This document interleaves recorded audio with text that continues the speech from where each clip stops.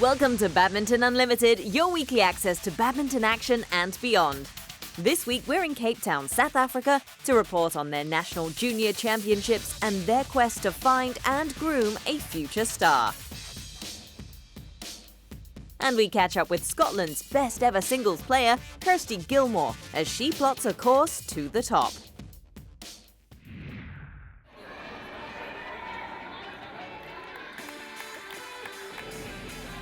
I like the atmosphere, it's very friendly and they all shout at us when we play. Yeah, they're very supportive, they're energetic and fantastic. The kids seem to really enjoy themselves and they're playing their hearts out, which is really great to see as well. So I think it's gone really well. There was an excited buzz for lovers of badminton recently in South Africa.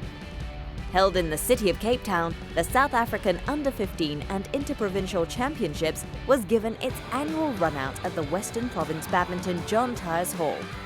It was a chance for budding shuttlers to pit their skills against their peers and possibly get earmarked for bigger opportunities.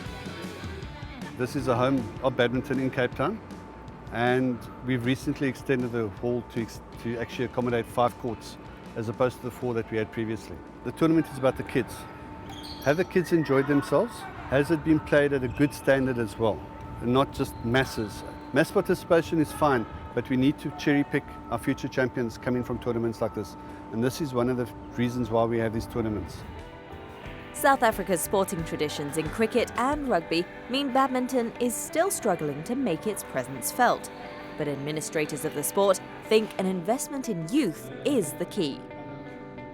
We focus a lot of our attention on the youth, and we spend a lot of money promoting badminton amongst the youngsters.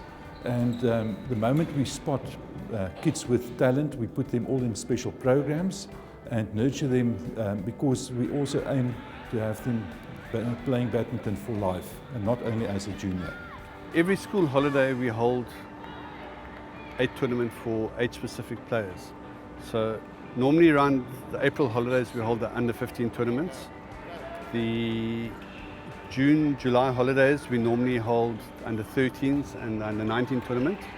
And during the September holidays we'll hold the under-17 tournament. Those who show potential in these competitions are rewarded. They are selected to undergo specialised training to further their development.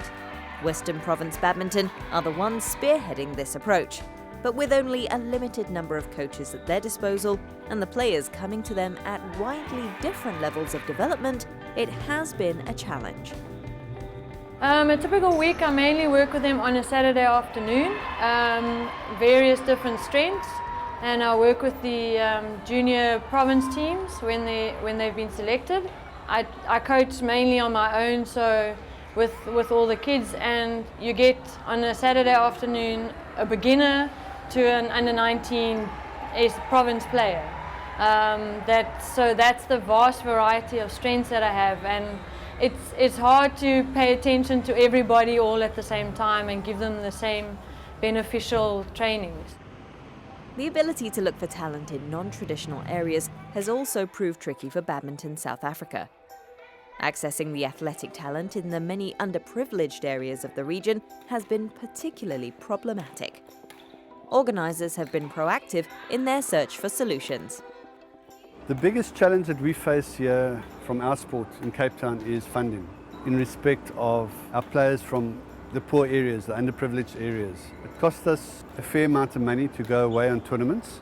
Also fortunate in a way in that the Department of Culture, Arts and Sport in the Western Cape, they give us some funding towards the tournament every year. Not a huge amount of money, but we're grateful for what we get. From my personal side, I've started making contacts both with the Danes.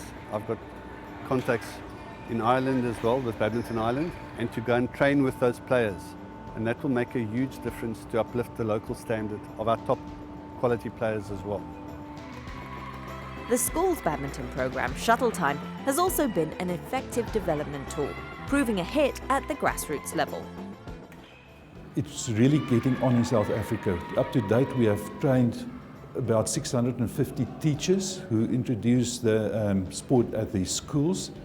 In the program, we've got about 7,000 kids now, and it's really taking off well.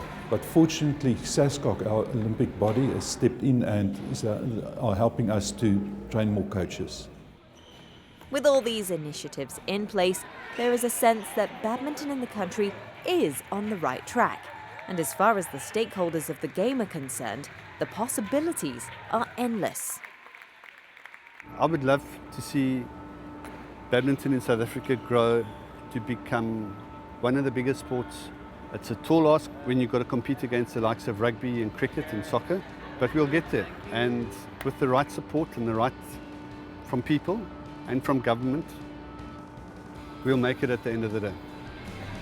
There is no doubt that cricket, football and rugby will continue to rule the sporting landscape for a while, and it may still be some time before the world sees a South African shuttler making sporting headlines.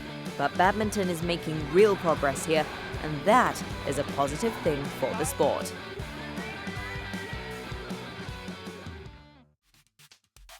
Let's test your badminton knowledge.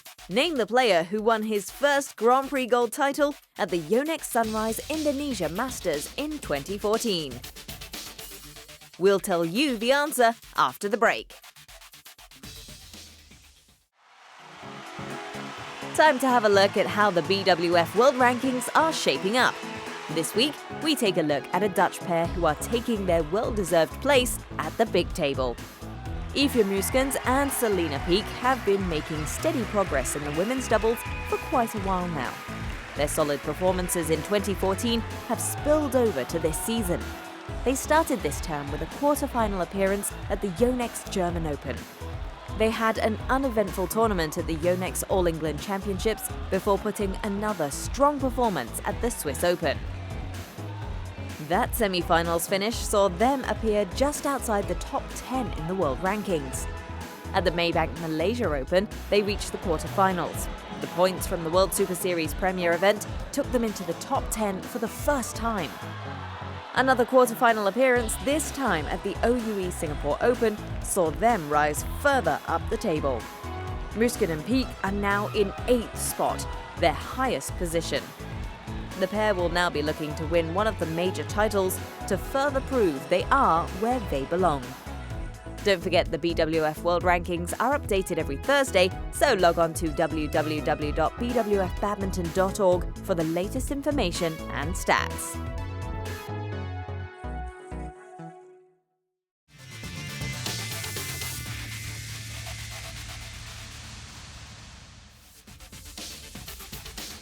When we get back, we chat with Scotland's best ever singles player, Kirsty Gilmore.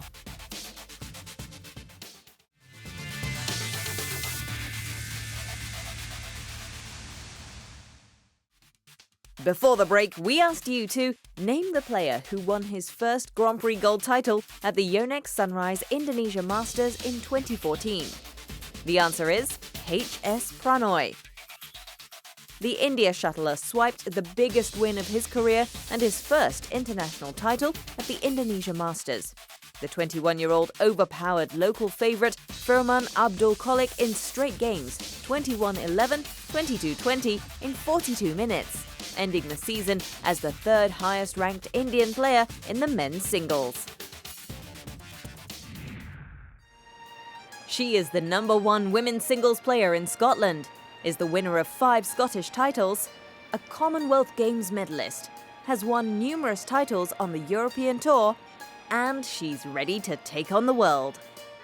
Hi, I'm Kirsty Gilmore. I'm from Scotland. I'm 21 and I'm a women's singles player. We caught up with her recently as she took part in the OUE Singapore Open recently. Kirsty has spent most of the early part of this decade picking up valuable experience and trophies at international series and challenge events. Having developed an impressive resume at the lower-tiered competitions, she decided to make the move up to the major tournaments.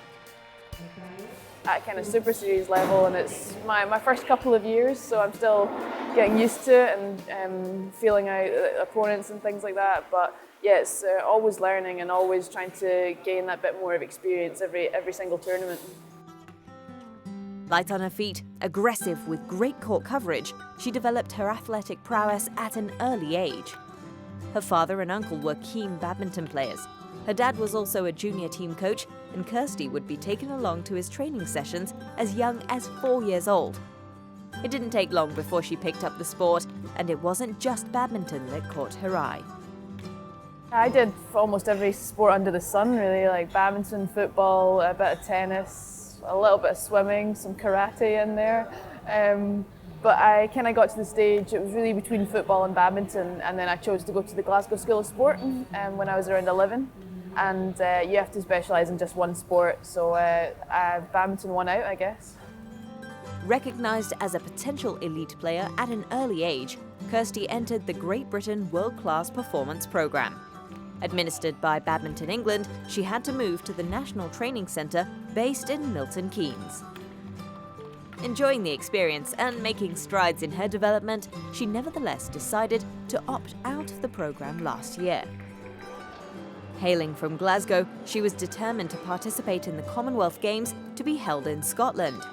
She moved out of the National Training Centre back home to help her preparations.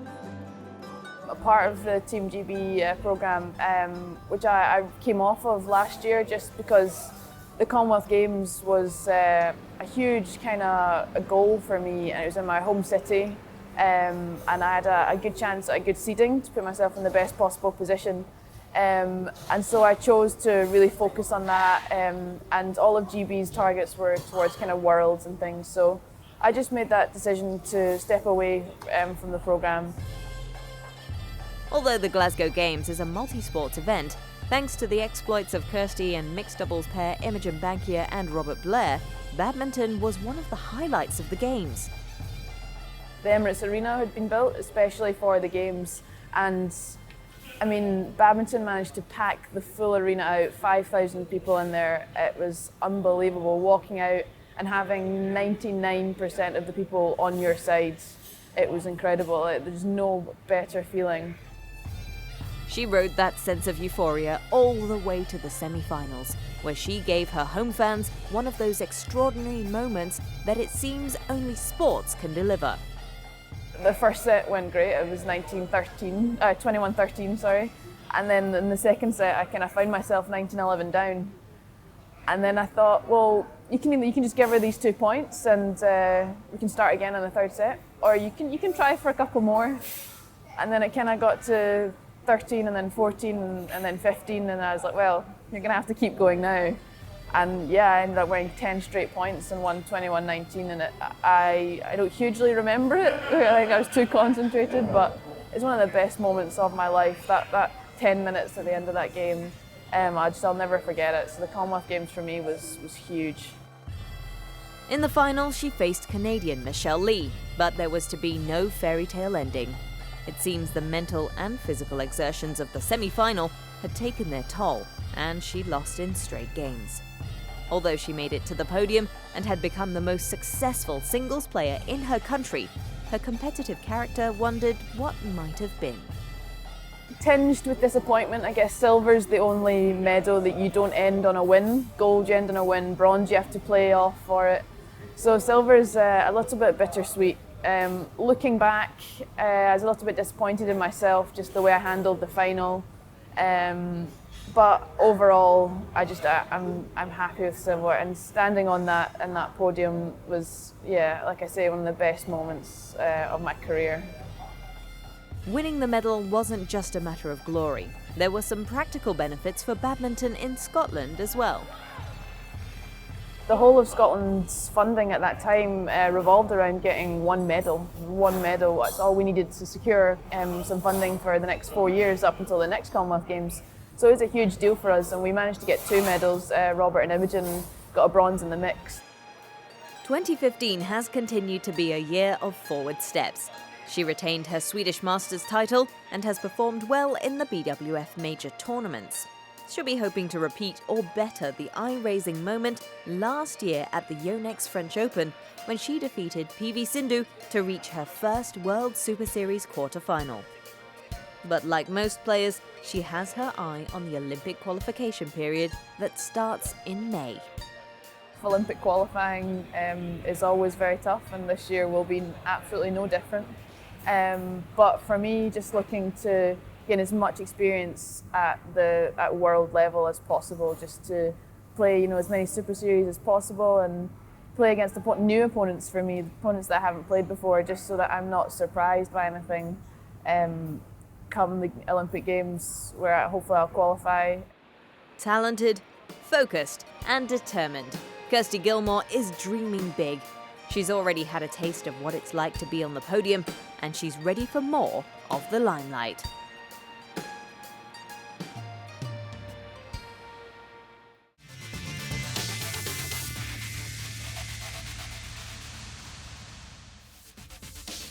After the break, we meet the Malaysian badminton family, the Zulfadlis.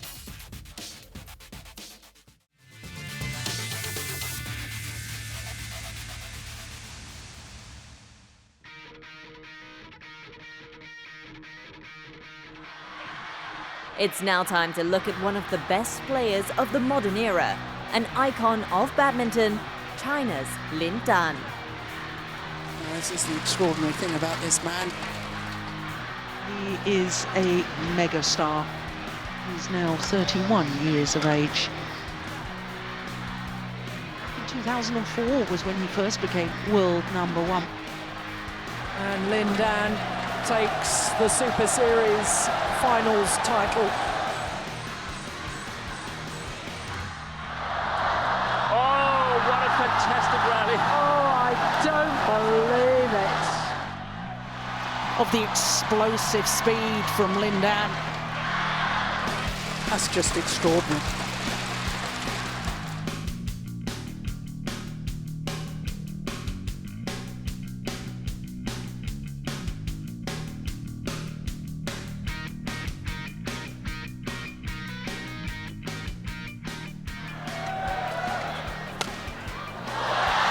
That is tremendous.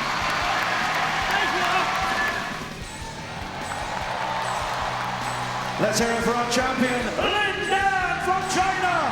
His 5th All-England title.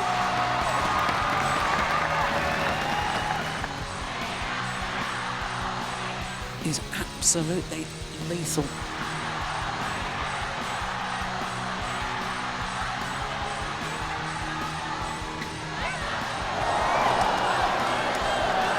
Lindan has made history. The first man to win 5 World Championship gold medals.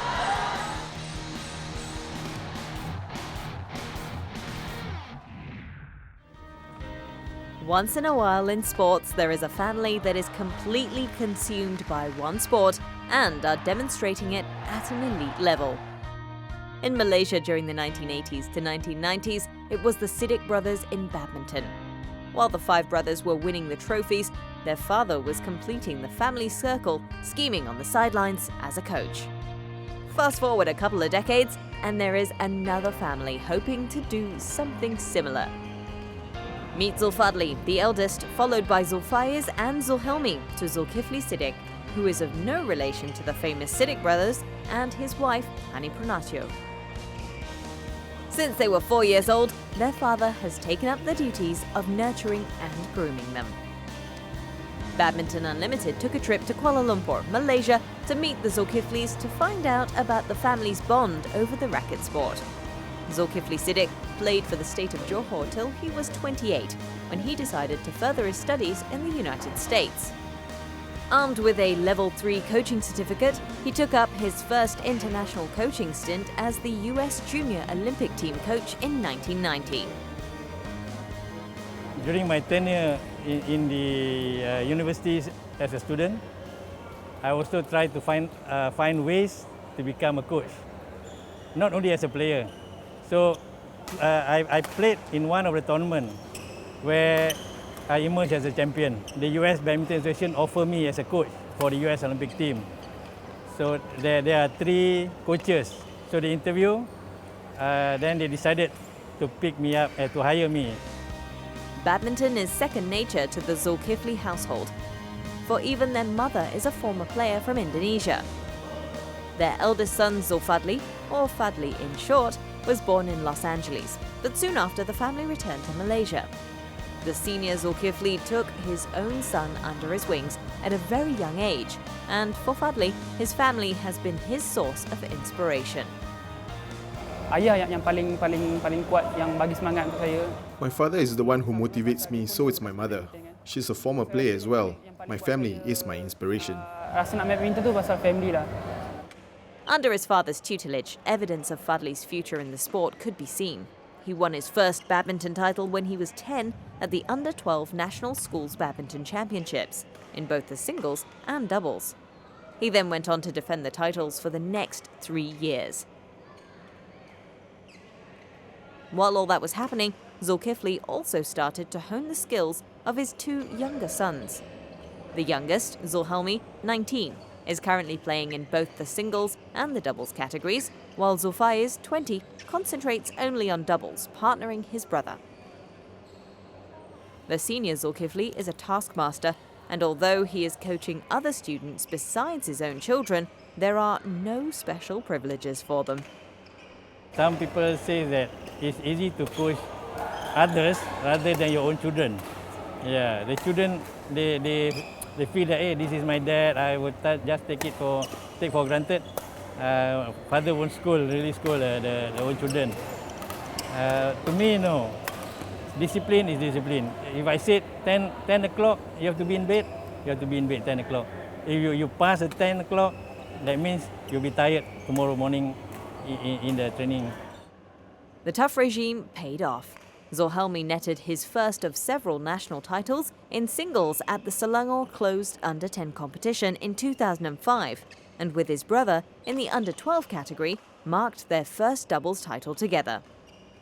They have yet to make their mark in the badminton world, but the brothers have already broken into the international circuit and recently played in the OUE Singapore Open, a Super Series event. They may be siblings, but the brothers assured us they always keep their cool on court.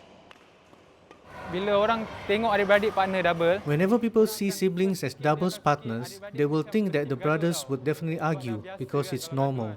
If one of them makes a mistake, the other will get angry, but we are not like that. We do argue during training. One of us may be too playful and the other will tell him to be a little more serious. During training, yes, we do argue. The oldest, Fadli, who idolizes former Indonesia star Taufik Hidayat, shone in 2011. His title as the Asian Youth Champion opened the way for a hat-trick of accolades. Tournament saya yang saya paling happy. The tournaments that hold the most memory for me would be the Asian Junior, Youth Commonwealth Games and World Junior. I think I was the first Malaysian to win those 3 tournaments in men's singles. So far, no other Malaysians have won all 3 titles. Player Malaysian yang dapat 3 title tu.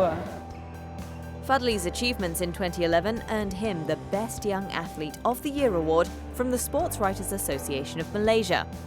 Now 22 and putting his university studies on hold, Fadli is ready to take on the world, albeit one step at a time. A regular fixture at higher level tournaments, the shuttler, who would be studying to be a doctor if not for his love for the sport, knows there is no better time than now if he wants to achieve greater glory. Saya tahu saya dah umur 22 tahun ni. I am already 22 years old, and if not now, then it may be too late. My target is to at least win 1 or 2 international titles, be it Grand Prix or Grand Prix Gold, and to reach either the quarters or the semi-final stages, to raise my world ranking so that I can qualify for next year's Olympics. Those are my short-term goals. Untuk qualify untuk Olympic next year. Itu target masa terdekat saya lah. The future certainly looks bright for this band of brothers. With the right attitude, family support, and their sheer hard work and determination, the Zulfadlis may one day stamp their own mark on the badminton world.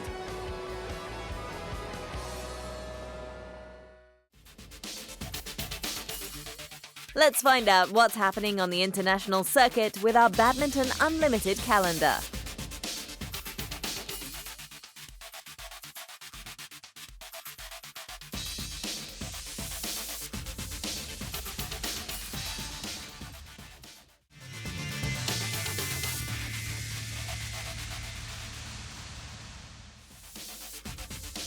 Next week on Badminton Unlimited, we spend the afternoon with Malaysia's badminton legend Lee Wan Wah.